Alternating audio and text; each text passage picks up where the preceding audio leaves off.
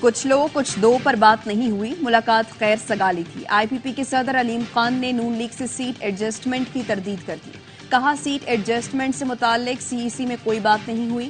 کہا سربراہ P T I پوری دنیا کو جیل میں ڈالنا چاہتے تھے، ان کے ساتھ جو آج ہو رہا ہے یہ مکافات عمل ہے۔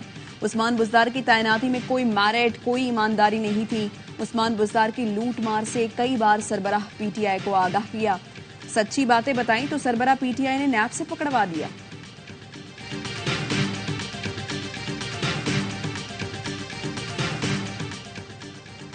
دودھ کا دودھ پانی کا پانی ہونا چاہیے، صرف حکومت نہیں احتساب بھی چاہتے ہیں۔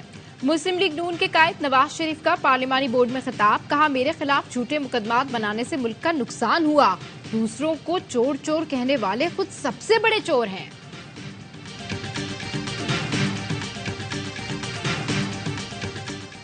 ضلع ٹانگ کے علاقے ملازئی میں انٹیلیجنس بیسڈ آپریشن فائرنگ کے تبادلے میں 5 دہشت گرد ہلاک۔ آئی ایس پی آر کے مطابق ہلاک دہشت گرد فورسز پر حملوں، بھتہ خوری اور ٹارگٹ کلنگ میں ملوث تھے۔ کارروائی کے دوران اسلحہ، گولہ بارود اور دھماکہ خیز مواد کا ذخیرہ بھی برآمد۔ دہشت گردوں کی مبینہ موجودگی پر علاقے میں کلیئرنس آپریشن جاری۔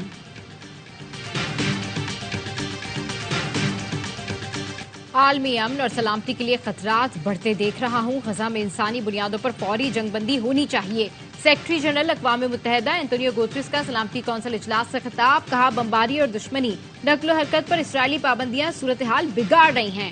اقوام متحدہ غزہ میں معصوم لوگوں کی امداد کے لیے پرعزم ہے۔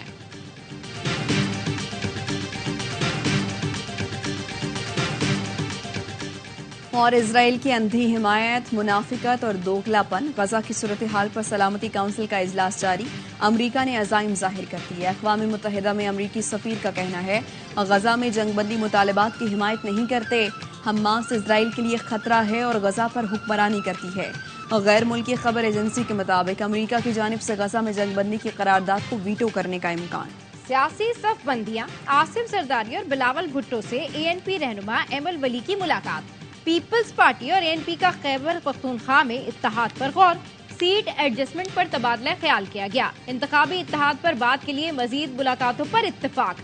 آصف زرداری کا کہنا ہے کسی جماعت نے منشور کی تکمیل کے لیے پی پی سے زیادہ قربانیاں نہیں دیں۔ پیپلز پارٹی نے تجربات سے سیکھا ہے، ہم نئے جوش اور فرض کے ساتھ عوام کی خدمت کے لیے تیار ہیں۔ پیپلز پارٹی نے ہمیشہ عام آدمی کے مسائل کے حل کے لیے کوششیں کی، شفافیت اور گڈ گورننس کو یقینی بنانے کے لیے پرعزم ہے۔ ہمارا مقابلہ سیاسی و معاشی دہشت گردوں سے ہے۔ نواز شریف اور چودھری شجاعت کا عوام کے خلاف اتحاد بن رہا ہے۔ مجھے پی ڈی ایم کا ساتھ دینے کا کہا گیا، میں نے پوچھا سب نے مل کر حکومت بنانی ہے تو ایجنڈا کیا ہے؟ امیر جماعت اسلامی سراج الحق کہتے ہیں اقتدار میں آنے کے بعد نیب سے کیسز ختم کروائے گئے۔ دو خاندان اقتدار میں آ کر ایک دوسرے کو گھسیٹنے کی بات کرتے ہیں۔ حکمرانوں نے اداروں کو یرغمال بنایا، حکمرانی کرنے والوں کا احتساب ہونا چاہیے۔ پاکستان سٹاک مارکیٹ میں نئی تاریخ رقم، 100 انڈیکس 66,223 پوائنٹس پر بند ہوا۔ آج ٹریڈنگ کے دوران 1500 سے زائد پوائنٹس کا اضافہ دیکھا گیا۔ نگراں وزیر اعظم انوار الحق کاکڑ کا سٹاک مارکیٹ میں سکوک بانڈ کے اجرا کی تقریب سے خطاب، کہا معیشت کی بہتر صورتحال کے باعث سٹاک مارکیٹ میں بھی تیزی کا رجحان ہے۔ ڈالر کی قیمت میں کمی سے مہنگائی کم ہوئی، I M F standby معاہدے سے سرمایہ کاروں میں اعتماد آیا۔ نگراں حکومت سرمایہ کاروں کو ہر ممکن تعاون فراہم کرتی رہے گی۔ نگراں وزیر اعظم سے پاکستان سٹاک ایکسچینج کے اراکین اور معروف کمپنیوں کے سربراہان نے ملاقات کی۔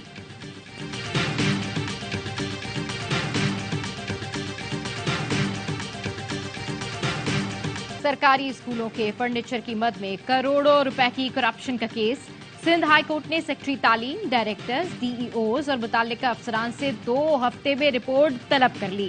فرنیچر کے حوالے سے headmasters, T E Os کی رپورٹ پیش کرنے کا حکم۔